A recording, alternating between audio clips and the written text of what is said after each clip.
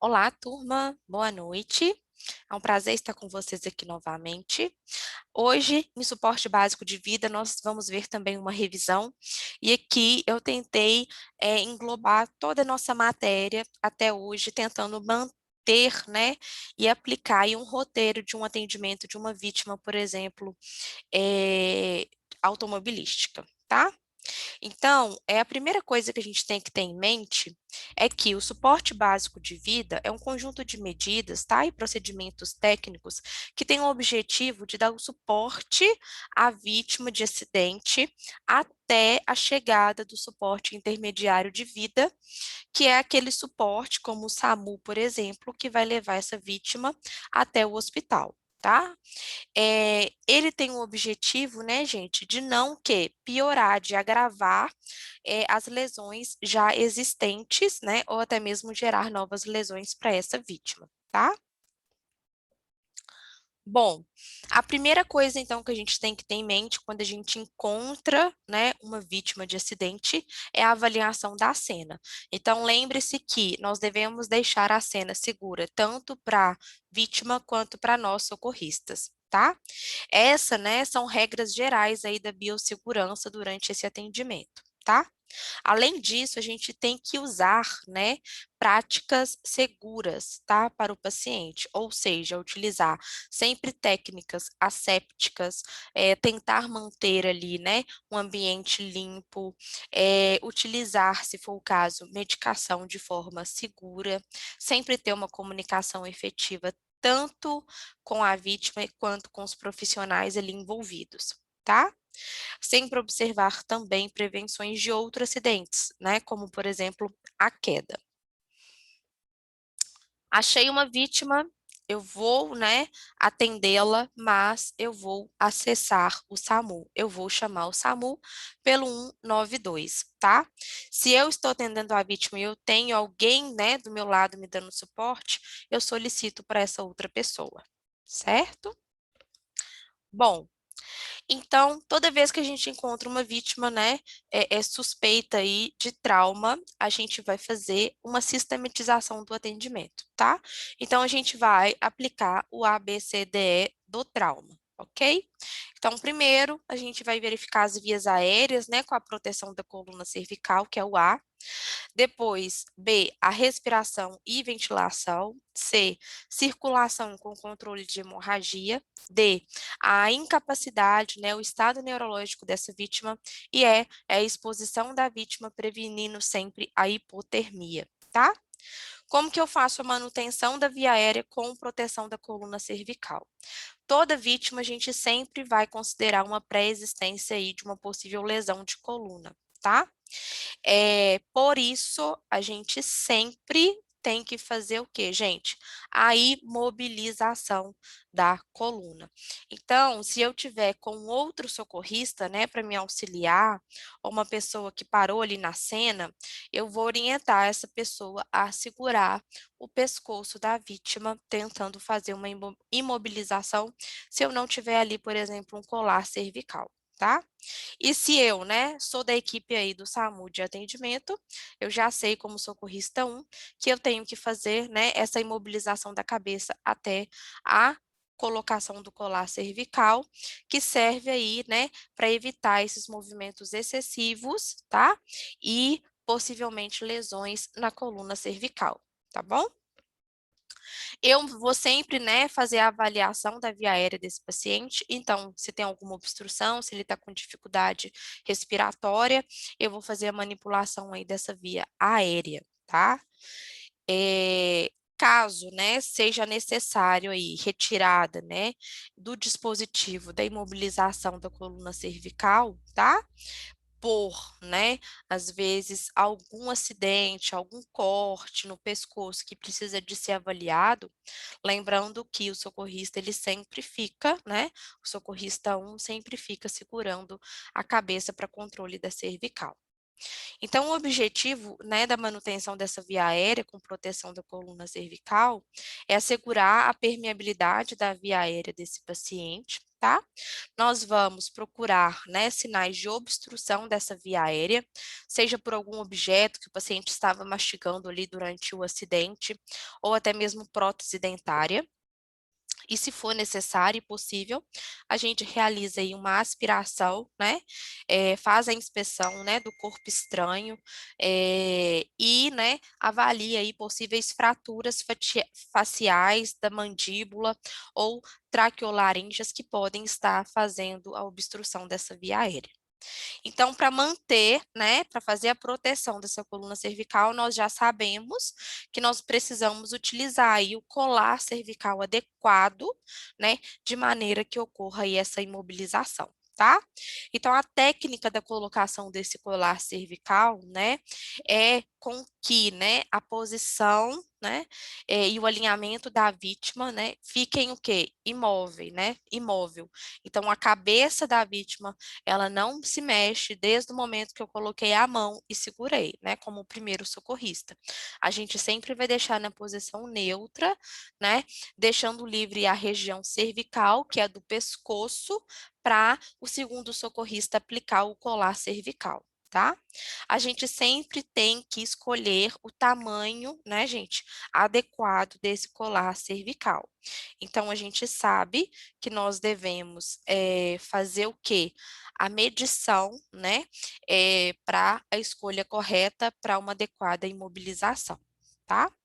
Então, o terceiro passo, depois que eu escolhi o colar adequado, é fazer a colocação desse colar, né? E vai depender aí dos tipos. E a gente sempre mantém, né? Mesmo com o colar cervical, o alinhamento, né? Com o primeiro socorrista segurando a cabeça dessa vítima na posição neutra, que é segundo o eixo nariz, umbigo, pé, tá? Bom, respiração e ventilação, né? Então, primeira coisa, né, gente? Ver, ouvir e sentir. A gente tem que ter isso em mente na ventilação e respiração. Então, quando a gente avalia a permeabilidade da via aérea, tá? Ela não garante por si só a ventilação adequada. Então, mesmo eu não tendo nada na minha boca, né, nenhum trauma na minha face, e nada obstruindo, não por si só o paciente ele vai ter uma ventilação adequada, tá? Porque a ventilação adequada, ela exige uma perfeita ventilação pulmonar, tá? Então, a caixa torácica, né, e o diafragma, eles devem fazer o movimento de inspiração e expiração de forma adequada. Como que a gente vai avaliar se essa ventilação está adequada? A gente avalia pescoço e o tórax da vítima, tá? Então, eles devem estar expostos, né, para fazer essa avaliação. Então, antes de colocar o colar, eu já passo o olho o quê? Se nas jugulares dessa vítima a gente encontra distensão, né? Se a traqueia da minha vítima, ela está o quê? Deslocada, tá? E depois que eu avaliei essas características, né? Aí sim eu coloco o quê? O colar cervical, tá? E além disso, eu avalio também a movimentação da caixa torácica, da parede torácica. Porque se eu tenho uma movimentação completa dessa caixa torácica, tá? Eu posso, né, considerar que a inspiração e a expiração dos dois pulmões, né, estão feitos aí de maneira adequada. Se eu avalio que uma caixa torácica, né, ela se eleva mais do que a outra no momento da inspiração e da expiração, eu posso, por exemplo, ter um pneumotórax, tá? Então, eu posso fazer a ausculta pulmonar, sempre bilateral, avaliando os dois pulmões, né? E verificar a presença de murmúrio vesicular, né? Que são os sons que o ar emite dentro da caixa torácica, tá? Eu faço a inspeção visual e a palpação, né? Então, eu avalio se não tem aí trauma, né, na caixa torácica, tá? Que podem aí comprometer a ventilação. E eu posso fazer também a percussão do tórax, tá? Mas essa percussão, ela não é muito utilizada porque ela é pouco confiável, né? Devido aí à agitação do ambiente naquele momento de acidente, certo? Bom, Lesões que podem prejudicar gravemente a ventilação, né, num curto prazo de tempo, são os pneumotórax, tá? Hipertensivos, o tórax instável, o hemotórax maciço e o pneumotórax aberto, tá? Qual que é a característica, né, dessas lesões? É que tem algum buraco, tá? Ali no pulmão, né? Que está fazendo com que ele não exerça essa capacidade de insuflar e de desinsuflar. A letra C, né, gente, do ABCDE do trauma, vem de circulação com controle de hemorragias, tá? Então, o objetivo é controlar as perdas sanguíneas que esse paciente pode apresentar, tá?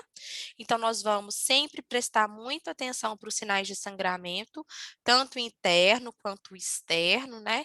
E monitorar os dados vitais, como a gente aprendeu o quê? Na aula de hemorragia. Por quê? A hemorragia, né, é a principal causa de morte em vítimas pós-traumáticas. Essa primeira foto aqui mostra para a gente uma provável vítima de hemorragia interna devido à grande extensão do hematoma, né, que é um sangramento aí identificado na pele do paciente. E essa segunda vítima, né, ela tem o quê? Um objeto entalado, né, no tórax dela, que né, com certeza provocou aí também uma hemorragia tanto interna quanto externa, tá? Lembrando que em objetos, né, gente, entalados, a gente não vai fazer o que? A retirada, né? A gente faz a fixação desse objeto e não retira até a chegada do hospital, né? Então, a hemorragia externa, ela ocorre quando a gente tem extravasamento do sangue para fora do corpo, e a hemorragia interna, quando a gente não consegue visualizar sangue, tá? Quando eu tenho uma vítima, né, que apresenta hemorragia externa, o que que eu vou fazer? A gente não vai aplicar medicamentos, né, ou qualquer produto no ferimento.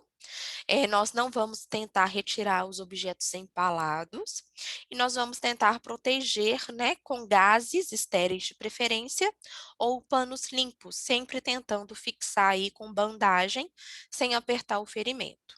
E além disso, é essencial a gente fazer a compressão local para tentar cessar esse sangramento, tá?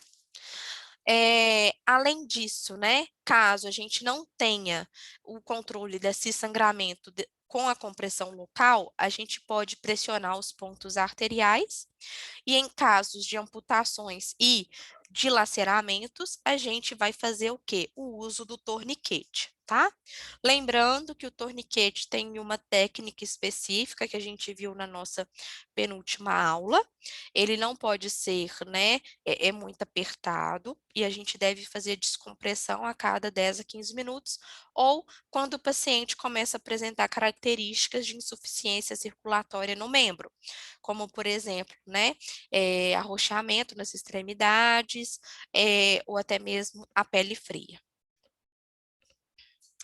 Nas hemorragias internas, tá? O paciente tem grande risco de entrar em choque hipovolêmico, né? Que é quando o sangue se acumula dentro da cavidade do corpo.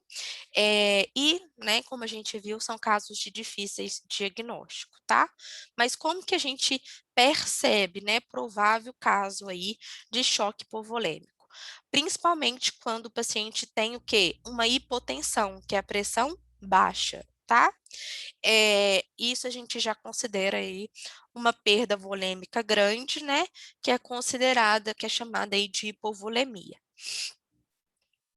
Bom, além disso, né, alguns sinais e sintomas são característicos desses pacientes, né, como a gente falou, a hipotensão, a taquicardia, né, que é o batimento cardíaco acelerado acima aí de 120, a taquipneia, que são respirações curtas e rápidas, o pulso rápido e fraco, tá?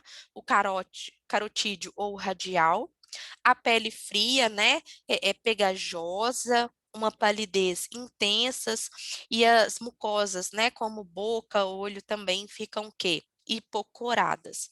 Além disso, o paciente, né, ele queixa sede, fica agitado, ansioso, queixa aí de náuseas e até mesmo faz vômitos, e tem uma sensação de frio, né, devido à baixa circulação, à hipotensão, e pode apresentar até tremores, tá?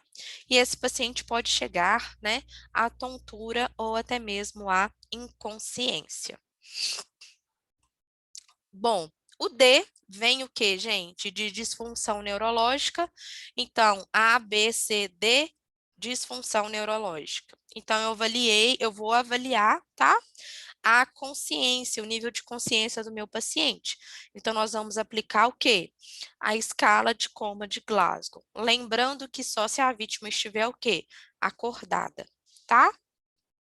Porque a gente precisa, né, que o paciente nos escute para ter uma resposta verbal quando solicitado para as nossas perguntas. Nós avaliamos também na escala de coma de Glasgow a abertura ocular, né, com a reatividade aí das pupilas, e também o reflexo motor, né, para avaliar aí o nível de lesão da medula espinhal. E o E, né, por último, a gente vai fazer o quê? Prevenir a hipotermia, tá? Então, a gente, primeiro, né, para avaliação do paciente, a gente retira as roupas para avaliar tórax, pescoço, enfim, membros superiores e inferiores, mas logo em seguida a gente tem que cobrir esse paciente rapidamente, tá?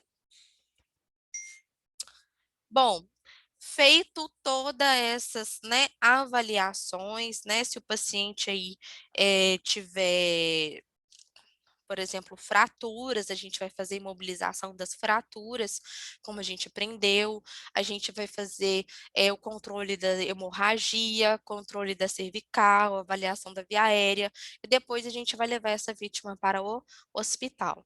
E para levar ela, né, a gente tem que fazer o quê? Um transporte seguro. Ou seja, esse paciente ele tem que ser imobilizado, né? Para evitar lesões tanto da coluna vertebral quanto de outros segmentos. Tá?